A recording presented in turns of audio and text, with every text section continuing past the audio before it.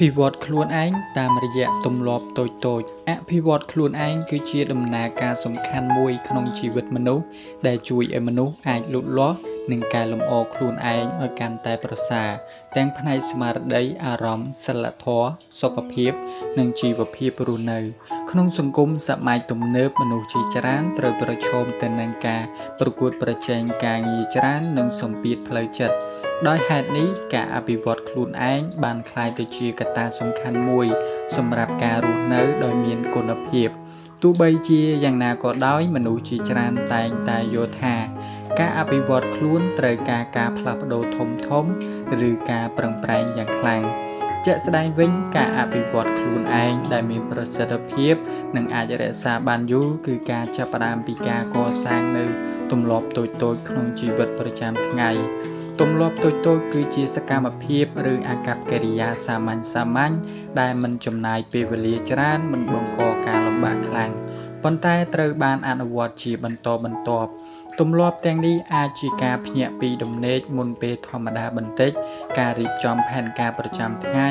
ការអានសៀវភៅឬអត្ថបទចំណេះដឹងរយៈពេលខ្លីការសរសេរចំណាំអំពីអ្វីដែលបានរៀននិងការថែរក្សាសុខភាពតាមរយៈសកម្មភាពសាមញ្ញទោះបីជាមើលទៅតូចតាចក្តីក៏ប៉ុន្តែ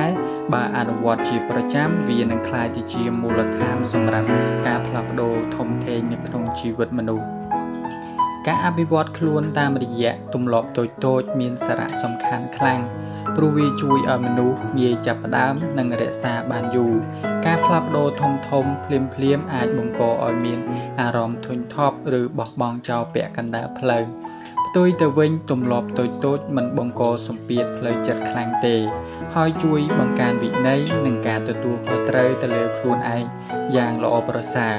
រាល់ការអនុវត្តបានជោគជ័យតូចនឹងបង្កើនទំនុកចិត្តនិងកម្លាំងចិត្តឲ្យមនុស្សបន្តកែលម្អខ្លួនទៅមុខជាបន្តបន្ទាប់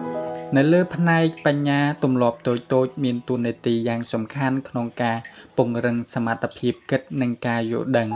ការអានសៀវភៅឬអត្ថបទចំណេះដឹងបន្តិចបន្តួចជារៀងរាល់ថ្ងៃអាចជួយបង្កើនចំណេះដឹងថ្មីនិងបើកទស្សនៈគំនិតឲ្យទូលំទូលាយ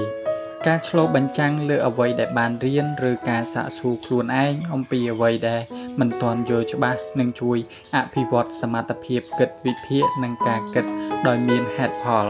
ទម្លាប់ទាំងនេះបើអនុវត្តជាប្រចាំនឹងធ្វើឲ្យមនុស្សក្លាយទៅជាមនុស្សដែលស្រឡាញ់នឹងការសិក្សានិងមានចំណេះដឹងជ្រៅជាងមុន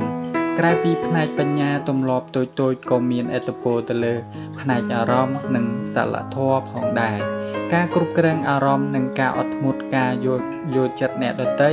និងការសម្របខ្លួនក្នុងសង្គមគឺជាគុណតម្លៃសំខាន់សម្រាប់ការរស់នៅជាមួយគ្នាទម្លាប់ដូចជាការអរគុណចំពោះអ្វីដែលល្អៗក្នុងជីវិតការពិចារណាអំពីកំហុសខ្លួនឯងនិងការខិតខំកែប្រែខ្លួនឯងធ្វើឲ្យមនុស្សក្លាយទៅជាមនុស្សដែលមានចិត្តស្ងប់សុភាពរាបសារនិងមានទំនាក់ទំនងល្អជាមួយនឹងអ្នកដទៃក្នុងជីវិតរស់នៅប្រចាំថ្ងៃទម្លាប់តូចអាចបង្កើតការផ្លាស់ប្ដូរដែលមានអត្ថន័យយ៉ាងខ្លាំង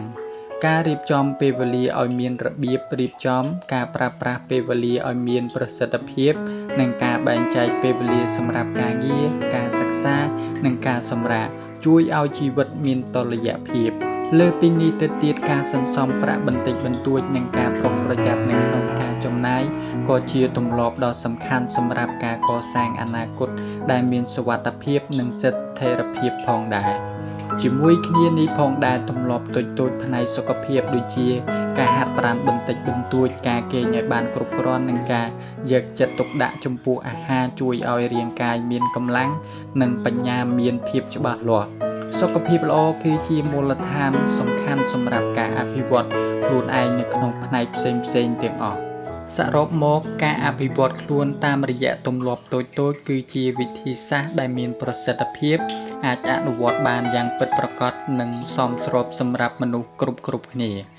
ការផ្លាស់ប្ដូរធំក្នុងជីវិតមិនកើតឡើងដោយការប្រែប្រួលភ្លាមទេប៉ុន្តែកើតចេញពីការកសាងទម្លាប់តូចជាបន្តបន្ទាប់ដូច្នេះប្រសិនបើមនុស្សម្នាក់ចង់អភិវឌ្ឍខ្លួនឲ្យមានគុណភាពនិងមានអនាគតល្អប្រសើរគួរចាប់ ផ្ដើមពីការកែប្រែទម្លាប់តូចៗក្នុងជីវិតប្រចាំថ្ងៃជាមុនសិន